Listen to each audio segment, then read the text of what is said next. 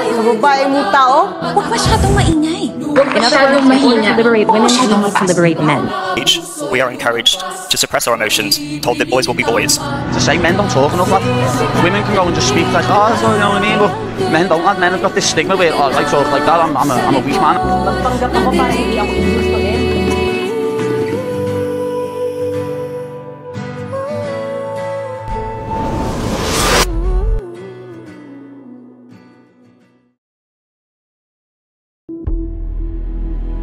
For centuries, gender has defined how the world sees us, what we should do, how we should act, and even what dreams we can chase. But gender does not define strength. It reveals diversity. From the moment we are born, we are wrapped in expectations. Pink for girls, blue for boys, the mothers take care of the kids, while the fathers provide. But in a society marked by cruelty and judgment, how do men and women remain safe from the harsh beliefs that continue to shape our world? And in a place where stereotypes thrive, how do we continue to stand tall?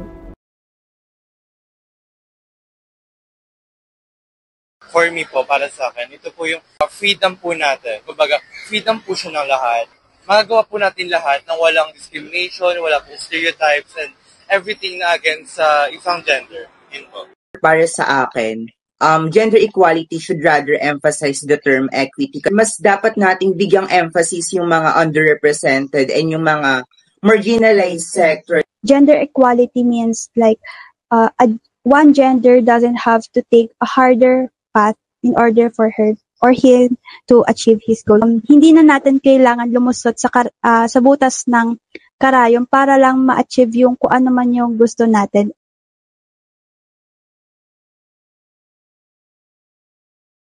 In many cases, nararanasan ko ito, especially in my education since I'm taking BS Criminology, which is siniisip ng iba is pag babae, mostly guard or something, or sa office lang talaga pwede magtrabaho. As a woman is kailangan ko maging extra alert and careful outside, especially in public transportation.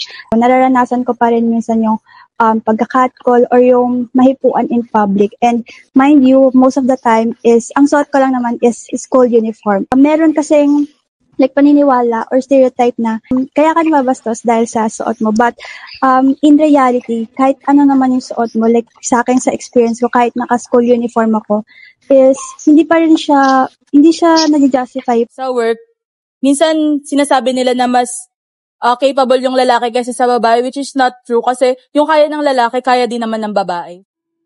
As women, we grow up being told what we can and cannot be.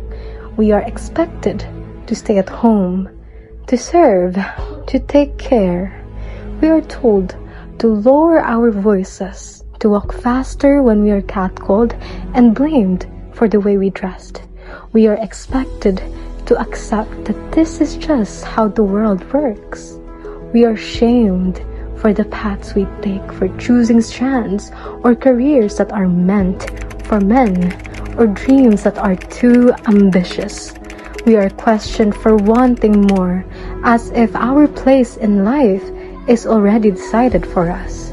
We are seen as fragile, weak, unfit to lead.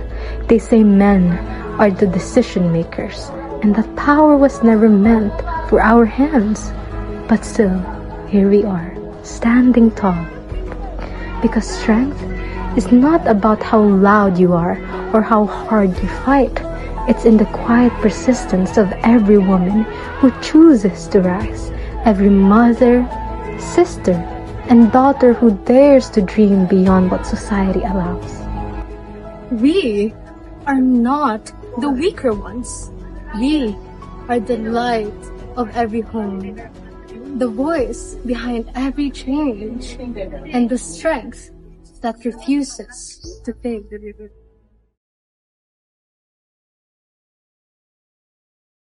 The men are expected to be always strong, unemotional, or financially successful, which creates pressure to men. Since many men are raised to hide their feelings, which can lead to stress and isolation. But when it comes to household chores, people often assume that's a woman's job.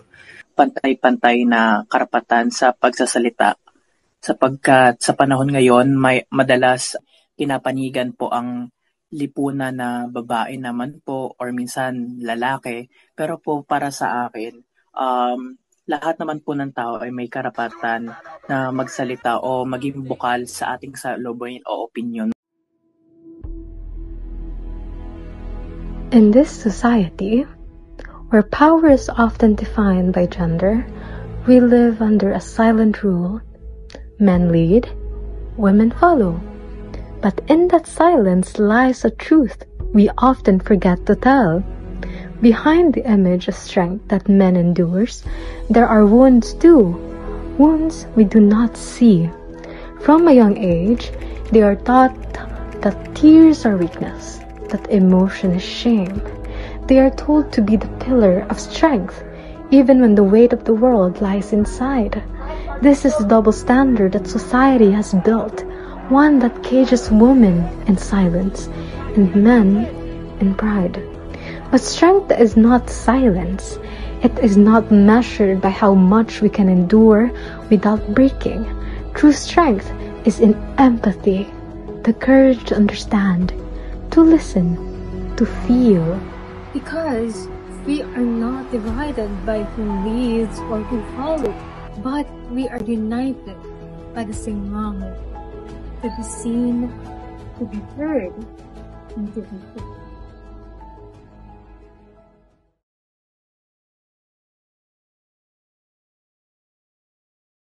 As a queer woman, hindi ka rin masyado talaga nasa seryoso kasi akala nila it's just a phase.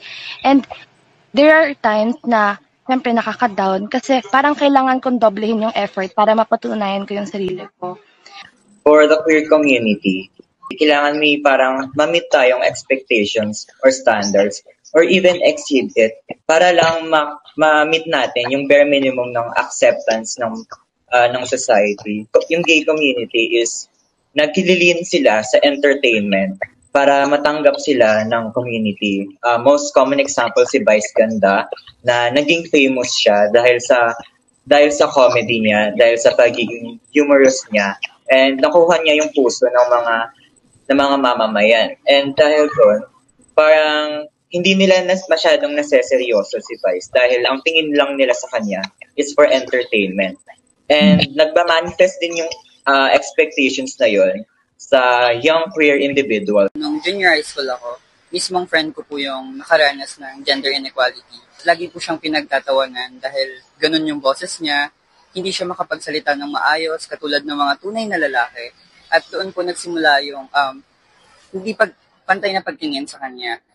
Naka-apekto po ito sa akin dahil kaibigan ko po siya.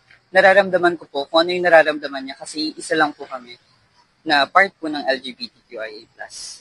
Maraming tao sa paligid ko tingin yung mga pagiging isang LGBTQ ay isang disease na nakakahawa. Dapat, before sabi nila, huwag kang didikit dyan, baka mahawa ka, baka magaya ka dyan. Even up until now, nakikita ko pa rin to sa mga kabataan wherein uneducated sila about dito. Kaya, although na-minimize na, pero meron pa rin ngayon, which is ayun nga, mga kabataan yung nagsasabi ng ganun dahil natutunan nila sa mga matatanda na ang pagiging queer ay isang sakit na nakakahawa na dapat hindi mo tularan.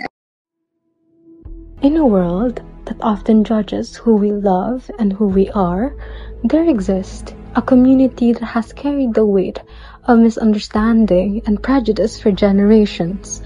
The LGBTQ+ community, a community that has faced harsh words, harsh stares, and harsh silences. For years, they have been silenced, mocked, and shamed. Words like bakla, salot sa lipunan, sakit yan, are thrown at them. Words that wound deeper than anyone dares to admit. Words meant to shame, meant to break, leaving marks unseen but deeply felt. They are mocked, rejected, and forced to hide their truth just to be accepted by a world that refuses to understand. Yet despite the shame, the fear, the rejection, they continue to rise. They live, they love, they fight, they exist. Because being part of the LGBTQ+ community is not a crime nor a curse. It is power. It is the bravery to live your truth in a world that tells you not to. They teach us what it means to stand firm in the face of hate, to dream boldly when society tells you not to, and to demand respect simply for being human. Because love is never wrong, and acceptance is where true humanity is. The stories of women, men, and the LGBT+ community tells us one, that the world is not divided by gender, by roles, or by labels. It is shaped by how we see and treat one another. Changes begins within us. It begins in our home. The lessons that we teach our kids, the respect that we show one another, and the kindness that we extend to the society tell us to ignore. If we hope for a world where no one is shamed by who they are, where no voice is silenced, where love is never questioned, it starts here. It starts with us. Gender equality isn't just a topic to talk about. It's a fight we live every day. A fight to be seen, to be heard, to be treated with the same respect no matter who we are or who we love. It means giving women the same opportunities as men. It means letting men express emotion without being called weak. It means embracing the LGBTQ+ community not as outsiders, but as equals. Because at the end of the day, we are all the same. We are humans. Humans who feel pain, who dream of something better, who fight, who fall, and who rise again. True equality begins when we unlearn the biases we grew up with, when we start seeing humans before gender, love before labels, and character before stereotypes. Change doesn't start in laws alone. It starts with us, with kindness, understanding, and the courage to stand up for what's right. This is not just an advocacy. This is a movement. We are not divided by gender. We are united by one truth, that we are all Human, equal, free, valued, endowed.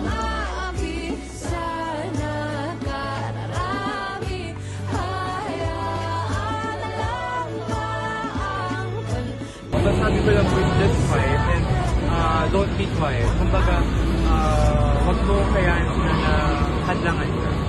Stay educated and sensitive.